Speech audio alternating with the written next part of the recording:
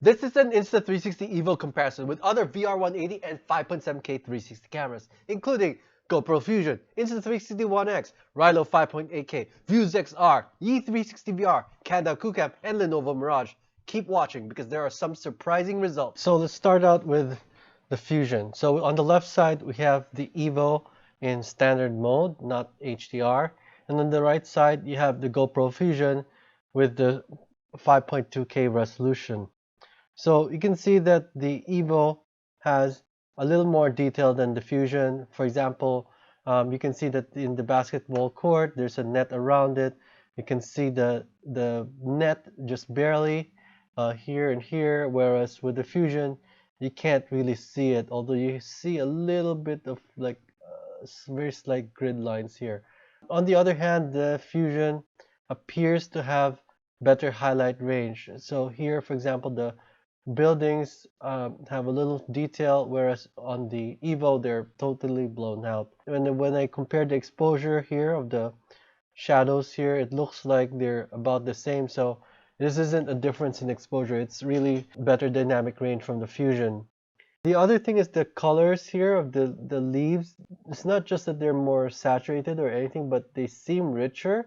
I'm going to do some more tests, but this is what I'm finding so far. Now you may know that the Fusion got a major update in January 2019 that increased the resolution to 5.6K. And so let's take a look at what that looks like. So here we have the Fusion with 5.6K on the right side. And now you see that the Fusion has a little more resolution here. There's more, it's more noticeable here. You'll see that you start seeing these the net, whereas you couldn't see them before in the 5.2K version. So this brings it a lot closer to the EVO. So much so that in terms of detail, I would say they're almost the same for detail. Now, but at the same time, the Fusion has better dynamic range still. It didn't lose any of that. So I would say the Fusion at 5.8K has better image quality than the EVO at with a non-HDR mode. So the EVO does have an HDR video mode. Maybe that would improve it. Is it going to catch up with the dynamic range? Well, let's find out. So here we have the EVO with the standard mode on the left side and on the and with the HDR video mode on the right side. And you can see in terms of dynamic range, there's no contest at all. The HDR video mode has vastly superior dynamic range. You could see there's much far more highlight detail over here in these buildings.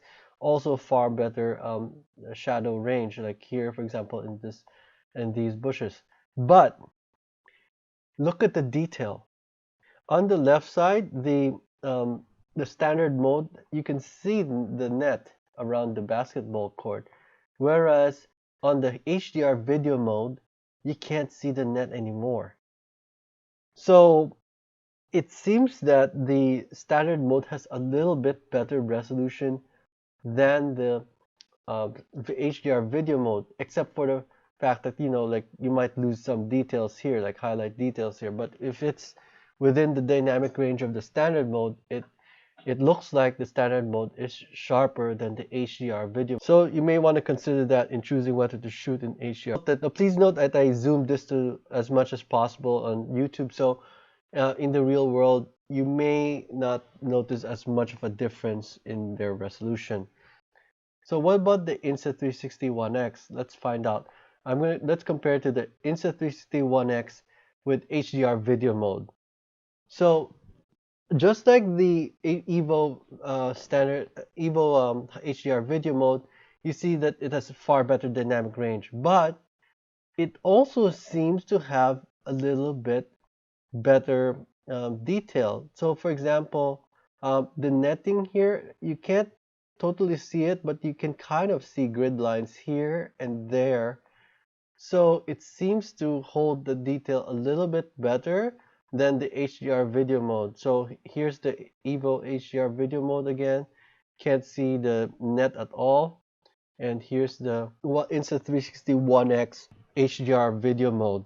So could it be that the One X actually has better image quality than the EVO? Let's find out how they compare with the standard mode. So this is the Insta360 One X on the right side in standard mode. And let's compare it to the EVO. And to me, they look pretty similar at first glance, but check it out. Like over here, parts of the net can't be seen anymore. Whereas with the Insta360 One X, you can still see them. So it seems that the Insta360 One, oh, the other thing is the dynamic range. Check it out. Like here, totally blown out. Whereas with the Insta360 One X, it was able to capture at least some of the highlight detail. So it seems to suggest that the Insta360 One X actually has a little bit better image quality than the Insta360 EVO. This was a surprise to me because I thought they used exact same sensors and video processors, but maybe it's just a matter of tuning. We'll see. I'm going to find out from Insta360. So next, here we have the Kandao Qoocam on the right side. No surprise at all, the Insta360 EVO has far better detail. In terms of dynamic range, well, they're about the same. The buildings at the back are both blown out. Alright, so this is the Lenovo Mirage, another 4K VR180 camera. And as expected, the Insta360 EVO has far more detail. On the other hand, let's look at the dynamic range. Check out the buildings. You remember these buildings are blown out on the EVO. With the Mirage, you can see those details, the highlight details. So it's not blown out completely. So one possibility is there's just a difference in exposure. But if you look at the tone of the the leaves here and this basketball ring, that's pretty similar to the tone or exposure of the leaves here and on the basketball ring here. So it seems that this is not just a difference in exposure. It does seem that the Lenovo Mirage has better highlight range than the Insta360 EVO. On the other hand, if you look at the shadow, if you look at this area, this seat here, it seems to have a little more detail than the seat here in the Lenovo Mirage. So it seems that the Lenovo Mirage has less shadow range. Next is the Rylo at 5.8K. Now this was surprising to me because the Rylo has a lot of detail, so much detail. Look at that, check it out. Like here you could see the net very easily here and here, whereas with the EVO they're almost gone. Not only that, but the dynamic range, the highlight range is far greater, or it looks like it, right? Here you have a lot of detail. You can even see the wall here. Now, if you look though at the exposure, they seem to be different. So here I looked at a different part of the scene, slightly different part. You can see that the shadows are darker than the EVO, and the leaves are darker than the EVO. Everything is just simply darker. So it seems that this could be a difference in exposure. In any case, the EVO appears to have much better shadow detail than the Rylo. So you can see here, there's much more shadow detail here compared to the crushed blacks over here in the Rylo. But nonetheless, still a very impressive result for the Rylo. So this is the Vuze XR. So the Vuze XR looks like it doesn't have as much detail as the EVO, so because you can't see the net. I mean, you could see a little bit of, like here, these grids a little bit, but not really. On the other hand, the Vuze has better highlight range. So you can see here the building at the back has much better shadow or highlight detail compared to the EVO. Shadow detail is somewhat similar. You could say there's a little more shadow detail with the EVO compared to the Vuze XR.